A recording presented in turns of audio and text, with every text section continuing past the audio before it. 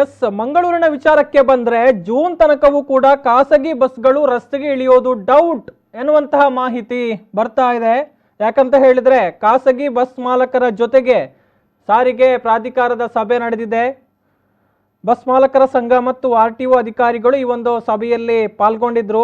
RTO ಜೊತೆಗಿನ ಸಭೆಯಲ್ಲಿ bus ಮಾಲಕರು ಅನೇಕ ಬೇಡಿಕೆಗಳನ್ನು ಈಗ ಮುಂದೆ ಇಟ್ಟಿದ್ದಾರೆ. ಮೇ ಅಂತ್ಯದವರೆಗೂ ಕೂಡ ನಾವು ಬಸ್ ಓಡಿಸೋದಿಕ್ಕೆ ಸಾಧ್ಯ ಇಲ್ಲ ಎನ್ನುವಂತ ಮಾತುಗಳನ್ನು ಸಭೆಯಲ್ಲಿ ಹೇಳಿದ್ದಾರೆ ಎನ್ನುವಂತ ಬಗ್ಗೆ ಮಾಹಿತಿಗಳು ಲಭಿಸ್ತಾ ಇದೆ. ಜೂನ್ ಬಳಿಕ ಬಸ್ ಓಡಿಸೋದಿಕ್ಕೆ ಸರ್ಕಾರದ ಮುಂದೆ ಹಲವು ಷರತ್ತುಗಳನ್ನು ಕೂಡ ಇಟ್ಟಿದ್ದಾರೆ. 6 ತಿಂಗಳ ಟ್ಯಾಕ್ಸ್ ಕಡಿತ ಮಾಡಬೇಕು, ಟಿಕೆಟ್ ದರವನ್ನು ಹೆಚ್ಚಳ ಮಾಡಬೇಕು ಇತ್ಯಾದಿ ಬೇಡಿಕೆಗಳನ್ನು ಸಲ್ಲಿಕೆ ಮಾಡಲಾಗಿದೆ. ಬೇಡಿಕೆ ಈಡೇರಿಕೆ ಆಗದೇ ಇದ್ರೆ ಜೂನ್ ಬಳಿಕವೂ ಕೂಡ ಮಂಗಳೂರಿನಲ್ಲಿ ಖಾಸಗಿ ಬಸ್ಗಳ ಸಂಚಾರ ಅನುಮಾನ ಅನ್ನುವಂಥ ವಿಚಾರಗಳು ತಿಳಿದು ಬರ್ತಾ ಇರುವಂಥದ್ದು. ಸದ್ಯಕ್ಕೀಗ ಜಿಲ್ಲೆಯ ವಿಚಾರವನ್ನು ನಾವು ಗಮನಿಸಿದರೆ ಆಲ್ಮೋಸ್ಟ್ 2 ತಿಂಗಳಿನಿಂದ ಯಾವುದೇ ರೀತಿಯ ಖಾಸಗಿ ಬಸ್ಗಳು ರಸ್ತೆಗೆ ಇಳಿದಿಲ್ಲ. ಹೀಗಾಗಿ ಎಲ್ಲರೂ ಕೂಡ ನಷ್ಟವನ್ನು ಅನುಭವಿಸ್ತಾ ಇದ್ದಾರೆ. ಬಸ್ ಮಾಲಕರು, ಬಸ್ನಲ್ಲಿ ಕೆಲಸ ಮಾಡ್ತಾ ಇದ್ದಂತಹ ಚಾಲಕರು, ಸಿಬ್ಬಂದಿಗಳು ಎಲ್ಲರೂ ಕೂಡ ಈಗ ಸಂಕಷ್ಟಕ್ಕೆ ತುತ್ತಾಗಿದ್ದಾರೆ. ಸರ್ಕಾರ ಗಮನ ಹರಿಸದೇ ಇದ್ದಲ್ಲಿ ನಮ್ಮ ನಷ್ಟದ ಪ್ರಮಾಣ ಮತ್ತಷ್ಟು ಹೆಚ್ಚಳ ಆಗುತ್ತೆ. ಹೀಗಾಗಿ ಸರ್ಕಾರ ಗಮನವನ್ನು ಹರಿಸಬೇಕು ಅನ್ನುವಂತಹ ಬೇಡಿಕೆಗಳನ್ನು ಈ ಒಂದು ಸಭೆಯಲ್ಲಿ ಪ್ರಸ್ತಾಪ ಮಾಡಲಾಗಿದೆ.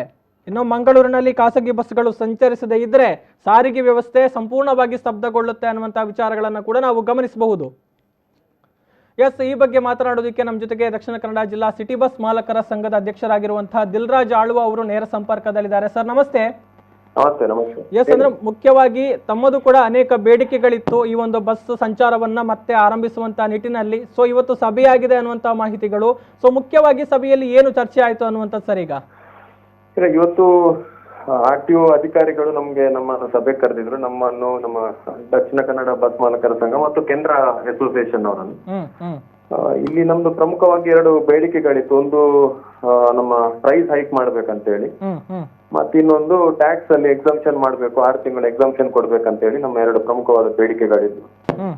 ಅದಂದ್ರೆ ಯಾವುದು RTO ಅಧಿಕಾರಿಗಳಿಗೆ ವ್ಯಾಪ್ತಿಗೆ ಬರದಿದ್ದ ಕಾರಣ ಅದು ಅವರು ನಮ್ಮ ಎಲ್ಲ ಡಿಮಾಂಡ್ಗಳನ್ನೆಲ್ಲ ಪಾಯಿಂಟ್ಸ್ ಅನ್ನು ಬರ್ಕೊಂಡಿದ್ದಾರೆ. ಮತ್ತು ಮುಂದಿನ ದಿವಸಗಳಲ್ಲಿ DC ಅವರೊಟ್ಟಿಗೆ ಚರ್ಚೆ ಮಾಡಿ ಮತ್ತು ನಮ್ಮ ಉಸ್ತುವಾರಿ ಸಚಿವರು ಚರ್ಚೆ ಮಾಡಿ ಮತ್ತೆ ಅದನ್ನು ಸರ್ಕಾರಕ್ಕೆ ತಿಳಿಸುವಂತ ಇದು ಪ್ರಯತ್ನವನ್ನು ಮಾಡ್ತಾರೆ ಅವರು. ನಮ್ಗಂತೂ ಇವತ್ತು ಟೆಕ್ನಿಕಲ್ ಆಗಿ ಕೂಡ ಇವತ್ತು ನಾಳೆ ಬಸ್ ಓಡಿಸ್ಲಿಕ್ಕೆ ಸಾಧ್ಯ ಆಗ್ಲಿಕ್ಕಿಲ್ಲ. ಯಾಕಂತ ಹೇಳಿದ್ರೆ ಅಡ್ವಾನ್ಸ್ ಟ್ಯಾಕ್ಸ್ ಕಟ್ಟಿ ನಾವು ಇವತ್ತೇನಾದ್ರೂ ನಾವು ನಾಳೆ ಆಪರೇಷನ್ ಸ್ಟಾರ್ಟ್ ಮಾಡಿದ್ರು ಕೂಡ ನಾವು ಇಡೀ ಮೇ ಮಂತ್ ಇದು ಟ್ಯಾಕ್ಸ್ ಕಟ್ಬೇಕಾಗ್ತದೆ. ಸೊ ಆ ದೃಷ್ಟಿಯಿಂದ ನಾವು ಜೂನಿಗೆ ನಾವು ಓಡಿಸ್ತೇವೆ ಅಂತ ಹೇಳಿ ಹೇಳಲಿಕ್ಕೆ ಪ್ರಮುಖವಾದ ಕಾರಣ. ಎಸ್, ಅಂದ್ರೆ ಈಗ ಬಸ್ ಸಂಚಾರ, ಖಾಸಗಿ ಬಸ್ ಸಂಚಾರ ಆರಂಭಗೊಳ್ಳದಿದ್ರು ಜೂನ್ ನಂತರ, ಅದು ಕೂಡ ಬೇಡಿಕೆ ಈಡೇರಿದ್ರೆ ಮಾತ್ರ ಅನ್ನುವಂಥದ್ದು. ಇಲ್ಲ, ಅಂತ ಬೇಡಿಕೆ ಬೇಡಿಕೆಯನ್ನು ನೀವು ಇದ್ ಮಾಡ್ಬೇಕಂತ ಹೇಳಿ ನಮ್ ಮಾಡ್ಲೇಬೇಕು. ಆ ಒಂದು ಕಟ್ಟುನಿಟ್ಟಿನ ಇದ್ ಮಾಡ್ಲಿಕ್ಕೆ ನಮ್ಗೆ ಬರುದಿಲ್ಲ. ಯಾಕಂತೇಳಿ ನಾವು ಸಾರ್ವಜನಿಕರ ಸೇವೆಯಲ್ಲಿ ಇರುವವರು. ಸಾರ್ವಜನಿಕರಿಗೆ ತೊಂದರೆ ಮಾಡಿ ನಮ್ಗೇನು ಇದ್ ಮಾಡ್ಲಿಕ್ಕೆ ಅಂತ ಬೇಡಿಕೆಗಳಿಲ್ಲ. ಬಟ್ ನಮ್ಗೆ ಆಶಾಭಾವನೆ ಇದೆ, ನಮ್ಮ ಸರ್ಕಾರ ನಮ್ಮ ಬೇಡಿಕೆಗಳನ್ನು ಗಮನ ಹರಿಸ್ತದೆ ಅಂತ ಹೇಳಿ ನಮ್ಗೆ ಇದಿದೆ. ಮತ್ತು ಜೂನ್ ತಿಂಗಳಲ್ಲಿ ಟೆಕ್ನಿಕಲ್ ಆಗಿ ಈಗ ನಾವು ಓಡಿಸ್ಲಿಕ್ಕೆ ಬರದಿದ್ದ ಕಾರಣ ಆಲ್ಮೋಸ್ಟ್ ಜೂನ್ 1st ಗೆ ನಾವು ಓಡಿಸ್ಬೇಕಂತ ಹೇಳಿ ನಮ್ದು ಕೂಡ ಒಂದು ಚಿಂತನೆ ಇದೆ. ಸೊ ಮೇ 31st ವರೆಗಂತೂ ಖಾಸಗಿ ಬಸ್ಗಳು ರಸ್ತೆಗೆ ಇಳಿಯೋದೇ ಇಲ್ಲ, ಇದಂತೂ ಪಕ್ಕ. ಇಲ್ಲ, ಅದೊಂದು ಸ್ಪಷ್ಟ. Yes, thank you sir, thank you ನಮ್ಮ ಜೊತೆಗೆ ಮಾತಿಗೆ ಸಿಕ್ಕಿದ್ದಕ್ಕಾಗಿ. ಎಸ್, ಇದು ಸಿಟಿ ಬಸ್ ಸಂಚಾರಕ್ಕೆ ಸಂಬಂಧಪಟ್ಟ ಹಾಗೆ ದಕ್ಷಿಣ ಕನ್ನಡ ಜಿಲ್ಲಾ ಸಿಟಿ ಬಸ್ ಮಾಲಕರ ಸಂಘದ ಅಧ್ಯಕ್ಷರಾಗಿರುವಂತಹ ದಿಲ್ರಾಜ್ ಆಳ್ವ ನಮ್ಮ ಜೊತೆಗೆ ಮಾತನಾಡ್ತಾ ಹೇಳಿರುವಂಥದ್ದು. ಮೇ 31ರವರೆಗೂ ಕೂಡ ಯಾವುದೇ ಕಾರಣಕ್ಕೂ ದಕ್ಷಿಣ ಕನ್ನಡ ಜಿಲ್ಲೆಯಲ್ಲಿ ಸಿಟಿ ಬಸ್ಗಳು ರಸ್ತೆಗೆ ಇಳಿಯೋದಿದ್ದು ಏನಿದ್ರು ಕೂಡ ಅದು ಜೂನ್ 1ರ ನಂತರ. ಅದರಲ್ಲೂ ಕೂಡ ಬೇಡಿಕೆಯನ್ನು ನಾವು ಇಟ್ಟಿದ್ದೇವೆ, ಮನವಿಗಳನ್ನು ಸಲ್ಲಿಕೆ ಮಾಡಿದ್ದೇವೆ. ಅದನ್ನು ಪರಿಗಣಿಸಿದ್ರೆ ನಮಗೆ ಹೆಲ್ಪ್ ಆಗುತ್ತೆ. ಆದರೆ ತೀರಾ ನಾವು ಪಟ್ಟು ಹಿಡಿಯೋದಿಲ್ಲ. ಯಾಕಂತ ಹೇಳಿದ್ರೆ ಸಾರ್ವಜನಿಕರ ಒಂದು ಹಿತಾಸಕ್ತಿಯನ್ನು ನಾವು ಇಲ್ಲಿ ಗಮನಿಸಬೇಕಾಗತ್ತೆ. ಸಾರ್ವಜನಿಕರಿಗೆ ತೊಂದರೆಯಾಗದ ಹಾಗೆ ನಾವು ನೋಡಿಕೊಳ್ಬೇಕಾಗತ್ತೆ. ಅಂತಹ ಒಂದು ಮಹತ್ತರ ಜವಾಬ್ದಾರಿ ಕೂಡ ಇದೆ.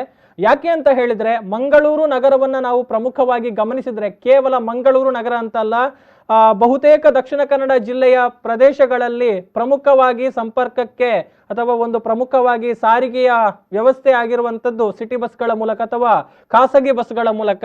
ಹೀಗಾಗಿ ಖಾಸಗಿ ಬಸ್ಗಳ ಸೇವೆ ಸಂಪೂರ್ಣವಾಗಿ ಸ್ಥಗಿತಗೊಂಡ್ರೆ ಯಾವ ಲಾಕ್ಡೌನ್ ತೆರವಾದ್ರೂ ಕೂಡ ಜಿಲ್ಲೆಯಲ್ಲಿ ದೊಡ್ಡ ಮಟ್ಟಿನ ಪರಿಣಾಮ ಆಗೋದಿಲ್ಲ. ಯಾಕಂತ ಹೇಳಿದ್ರೆ ಜನರು ಬರೋದಿಕ್ಕೆ ಬಸ್ನ ವ್ಯವಸ್ಥೆಗಳಿಲ್ಲದೆ ಇರುವಂತಹ ಕಾರಣ ಅನೇಕ ಚಟುವಟಿಕೆಗಳು ಸಂಪೂರ್ಣವಾಗಿ ಸ್ತಬ್ಧವಾಗುತ್ತೆ. ಹೀಗಾಗಿ ಸಾರ್ವಜನಿಕರ ಒಂದು ಹಿತಾಸಕ್ತಿಯನ್ನು ಕೂಡ ನಾವು ಗಮನಿಸಬೇಕು.